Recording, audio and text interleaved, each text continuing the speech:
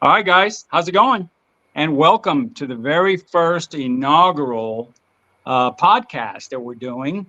Really don't have too formal of a name for this podcast. Just kind of an idea I had that let's make a podcast, video podcast, and let's interview some up and coming maybe match directors or some um, up and coming industry people we shoot with, people we know personally. I've been blessed to be able to make matches, Texas, Louisiana, Tennessee, Oklahoma, Missouri, Kansas. I mean, so I've kind of been able to meet a lot of people, interesting people, very good people. I have yet to meet anybody in the shooting industry that was difficult to deal with or anything like that. So again, my name's Oscar. A lot of my friends call me OJ, so either one is fine with me. And so we'll get it going. Speaking of interesting people, I'm going to introduce everybody to a good friend of mine, Austin Lange, here from the Texas area. Austin, how's it going? Oh, it's going pretty good, Oscar. All right. So just for people that don't know who Austin Lange is, give us a quick introduction of who you are and, where you live, where's your home range, what's your background in the shooting sport? Well, my name is Austin Lange. I live in North San Antonio area in Texas. My home range, I guess you could say, is Bear Community Shooting Center in Trainer Hale. But they only got to about 200 yards, so that's just where I do my load development and zero the rifle and stuff like that. Been involved in PRS for a good number of years now, probably 6 or 7. It's hard to remember exactly when I started, but I've done shooting sports for quite a few years, probably since about 2007. Skeet, USPSA, and two-gun mainly. Yeah, two-gun. I like the two-gun. That's pretty cool. I know it used to be a little bit of three-gun, but I see shotguns as like a hunting tool only. Like pistols and ARs are much better for self-defense, in my opinion. Yeah.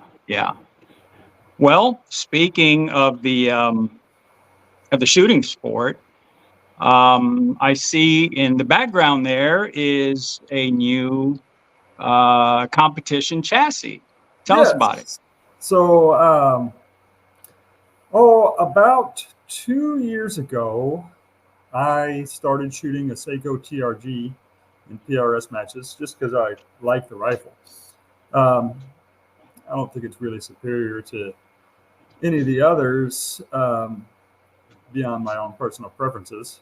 But it's a good rifle, but there's not a lot of availability for chassis for that particular platform. So I was kind of forced to design my own, and it worked out very well. And I then, after talking to a few other shooters and polling people, I decided to manufacture it for Remington 700 footprint rifles as well, because that's what most everyone uses. I think I'm probably the only one shooting a Seiko TRG in PRS competition today. I could be wrong, but there's not many of us. Yeah, you're definitely one of the few. So, as far as adjustability, what can your chassis do? Well, it's adjustable for length of pull. Over here, you got your length of pull adjustment. The butt pad is adjustable up and down, the cheek piece up and down, and then forward and backward. It's also adjustable with the trigger guard forward and backward to adjust for fitment of the magazine. And that's pretty much it. Okay. And full disclaimer to everybody out there in internet land, I guess you would call it. I had last week or week and a half ago, I got with Austin. He let me use one of his his chassis, the I guess like a beta or just to kind of review. I'm still coming out working on that review video, but mine, the one that I got from Austin, is a thumb hole model. Oh So yeah, besides the thumb hole, that would tell us, the differences between the two. yeah. So the thumb hole version, if you've seen any of Oster's other videos, you can see that the silhouette on the stock is different here. This one's more of a conventional shape to it, but the adjustments are the same. Yeah, yeah. It's just a personal Obviously, preference. yeah. I like it. I like the thumb hole, but that one's just as nice as well. So we have a built-in ARCA rail. I'm just going to go over some of my notes here that I took. Your chassis is going to fit both rimfire and centerfire. Yes. I know I personally have it on my rimfire at the moment. Probably after the New Year holiday, I'll head out to the range and I'm going to, like I say, put some rounds through it through the rimfire and then take it off the rimfire and put it on my 6GT centerfire. So I know it fits both. You're also going to offer right and left-handed models, correct? Yes. Right-handed models are available right now for shipping. The left-handed models are currently in production and will be available by the end of January. Okay. Getting back to the butt pad and the cheek riser, I know the butt pad is also adjustable in which way? Can you explain that a little bit more to us? Yeah, so it has a dovetail built on here, and you can just slide the whole thing up and down with a clamp.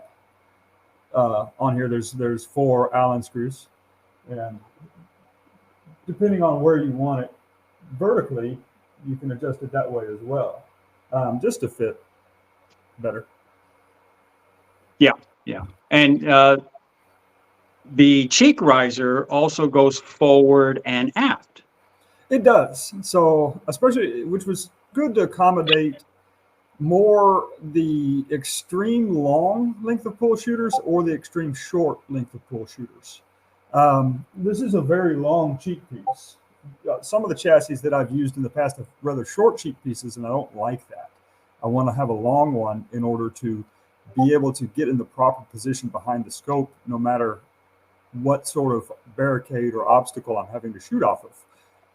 And if I'm in a really funky body position, I still want to be able to have my head in the proper position behind the scope. Yeah, I'm going to tell you what, man, and I know in my review it's going to come up quite a bit. That is probably in my top 3 things that I like, is that cheek riser is lengthy. And most of them are. You got your MDTs and your MPAs, beautiful. Those things are rock solid, as we all know. Mm-hmm. Oh, yeah. But you're right. Some of them are the cheek risers or the cheek rest. Yeah, you're going to have to end up compensating that by moving your scope forward and backward. Well, as opposed to this one is what I really liked, is that I just got to move my cheek or my face, really, just a little bit closer to the scope. It doesn't matter really where I put it on the rail. I can adjust by just moving myself on the cheek riser. So, okay, we got that covered. Tell us about the, is there an ARCA rail? Yeah, there's an integrated ARCA rail milled into the fore end. And I don't have an ARCA clamp on the top of this tripod, but it's 14 inches of ARCA rail. So, you can mount bipods, tripods, barricade stops, pretty much, anything that you would want to on there. Yeah. So, and that's always good. I kind of hope everybody starts making their stuff that's already integrated. And like I say, most of the top, the top dogs in this category, they're all integrated as well as yours. Let's talk a little bit about the in the receiver area. Okay. So in the 700 clone rifles, like let's say, both MPA and MDT, they also have the adjustable mag catch. Yeah. Can you tell us about yours? Yeah, so the magazine catch is integrated into the trigger guard. So in order to do an adjustment to it, the whole trigger guard and magazine catch assembly moves forward and backwards. So there's a set screw, you can't really see it, but it's right in here in the back of the trigger guard, and it will push this hole forward, and you can adjust the fitment of the magazine to the magazine catch to the magazine with that. Nice. Then that's a an original idea right there. I haven't seen that anywhere else. I could be wrong, but I haven't seen one. So the other thing is this is a Defiance action. This is a 700 model, and as you can see, it's in there. So that's wanted to point that out. And there is one caveat to the 700 footprint. It won't fit actual Remington 700s. It will only fit the clones that have a side bolt release. Or I guess it would fit a Remington if you have it cut for a side bolt release, but this isn't designed for your typical Remington hunting rifle. This is a competition chassis, and I'm expecting that the people that are buying it to be running the custom actions. Right. Good point. And speaking of which, because I know it's on mine as well, but you also have the cutouts for external weights. You have internal weights. Mm-hmm. Tell us a little about that. So it comes with, included when you purchase the chassis, is 4 internal weights. I want to say they're 7 ounces a piece. They're steel, and they go underneath the barrel channel. And they're just for balancing the gun. And so it's 1 pound, 10 ounces of weight, and you can, pull them out or move them around and try to get the gun balanced how you want it balanced. And I wanted to include those with the chassis so that the shooter doesn't have to figure that out on their own afterwards. I don't want them to get the chassis and put a barreled action in it and get it all set up and have it not balanced, and then have to wait, another week or 2 for shipping on some weights to just so that it'll sit on the barricade properly. I feel that's a disservice that is done to shooters. For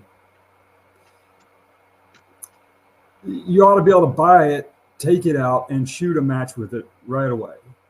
The external weights are going to be accessories, and those are just for, not necessarily for balance, but some guys want a really heavy rifle to help control recoil, and so I'm going to offer 6 pounds of external steel weights, and those will be available by the end of January as well. Nice. Well, while we're on the subject of accessories, what else can we look for here in the future, if any?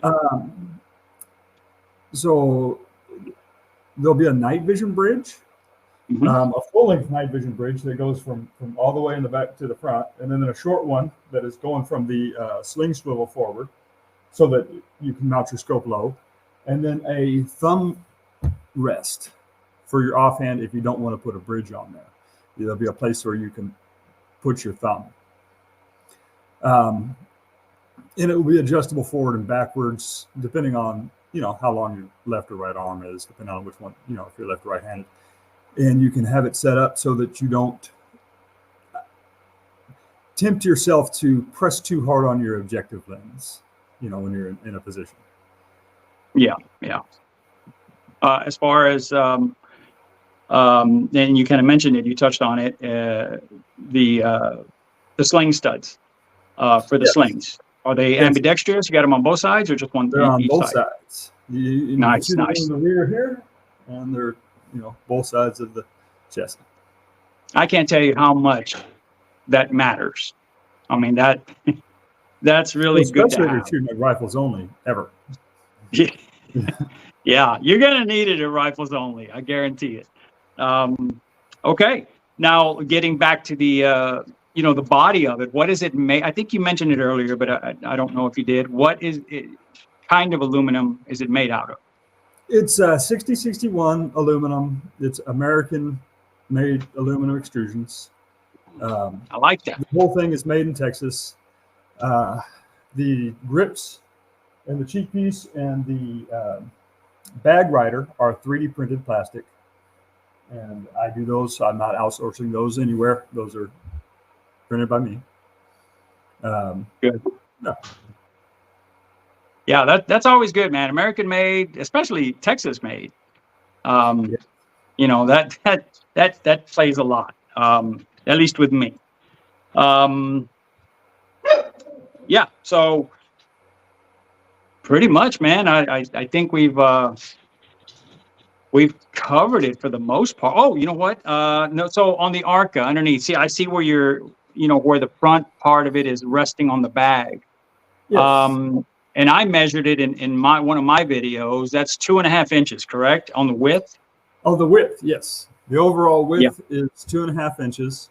And then the exterior weights will add an extra inch to make it 3.5 inches wide, which is a significant width. It'll give you a lot of stability when shooting off a bag and barricades and stuff. Yeah, and for those of y'all watching, guys, that's probably going to be, again, in my top 3 of things I like. I mean, that extra width, when I put it on a bag, it just like sinks in there. And it's really, really cool. And I know, MDT, MPA, they kind of do the same thing with their models. So this is very similar to those of y'all that already have those chassis. You're going to feel right at home with this one. I know I do. But that's one of the beauties about it that I like. So yeah. Anything we missed? Anything you want to kind of put out there as far as something we didn't talk about? Nope. I can't think of anything. Okay. So I know we have it down on the banner on the bottom, and especially and also under your name. So your website that people can go and check out, langsprecision.com, correct? Correct. Yes. And can they purchase from there, or will they have to call you? Or yes, they can purchase direct on the website. All right. And yeah, so that's great. Credit cards, I'd imagine you take all forms and. Yep. Good deal. Good deal. All right. That's pretty much all I got, Austin. So let's just close it up. We're coming up on 20 minutes. So this is perfect, man. But before we let you go, is there anybody you'd like to thank, or any people, businesses, anybody that may have helped you along the way? Well, I'd like to thank Clark Kernut and Ryan Hundle with Redbeard. Redbeard. Both of those guys have helped me out quite a bit with barrels and keeping guns running during the testing of this. They're not Clark is not with Redbeard, but both of them have been very helpful in developing this chassis system. Yeah. Yeah, cool, man. Cool. I'd like to, again, like I said at the beginning of the intro of this video, it's, we'll hopefully we'll have some more here, and just kind of focus in on, some of the people of the sport that are trying to give us a good product, or maybe trying to bring a match to us. Just like Austin said, Clark Kernut is a fantastic guy. Ryan Hundle, Kyle over at Redbeard, and those guys are awesome. So thank you to those. I'd also personally like to thank Russell Deere over at Crossroads Precision in Victoria, Texas. A&J Sporting out in Ponca, Oklahoma. Those guys are got some really, really cool products, man, you can look at. L3I Design Solutions. L3I Design Solutions. My good friend Leon Weatherby up in Kansas City area. He's always doing good things for the sport. He's always willing to help people out. So I know I'm leaving people out, but so anyway, that's pretty much all I got. As far as the last question would be, what do you got planned for the future, man? You shooting any matches, or what are we doing? Well, I'll be starting to shoot a few more matches coming up. Developing this over the last year and a half has really taken a lot of time. So I'm really looking forward to get out and shooting a few more club matches this year, and hopefully I'll make a few 2-days as well. Yeah. Speaking of 2 days, you are going to have a booth, right? Or you're going to have this at the Loophole Classic, right? At the Leopold Steel Classic on the 26th of January in Navasota, Texas. On the train-up day, there will be 2 of these rifles out for that anyone can test and use, and ammo will be provided, and you'll be able to try them out and shoot the chassis and get a feel for what they're all about. All right, cool. Myself as well, guys. Just in case y'all didn't see my video, I will have it. I got it on. I'll have it on my centerfire. So I signed up for the Anderson match here on January the 6th. I kind of got some things up in the air right now. I'm hoping that's really my main focus to have it out there so people can put their hands on it, look at it, feel it. But if these other plans kind of keep me from that, I will make Doc's match here in Orange Grove, Texas. So if you're out here, possible we could be there instead. But I'm really, really hoping to make the Anderson match. I've heard nothing but good things about that match, and like to go give it a shot. But we will have it out there. So if you see us, guys, come up, say hello, and you know, just kind of just talk a little bit. So that's all I got, guys. Austin, thank you so much for being with us, and we hope to see you again here really soon. All right, Oscar. All right, man. Have a good night. Happy New Year. Happy New Year.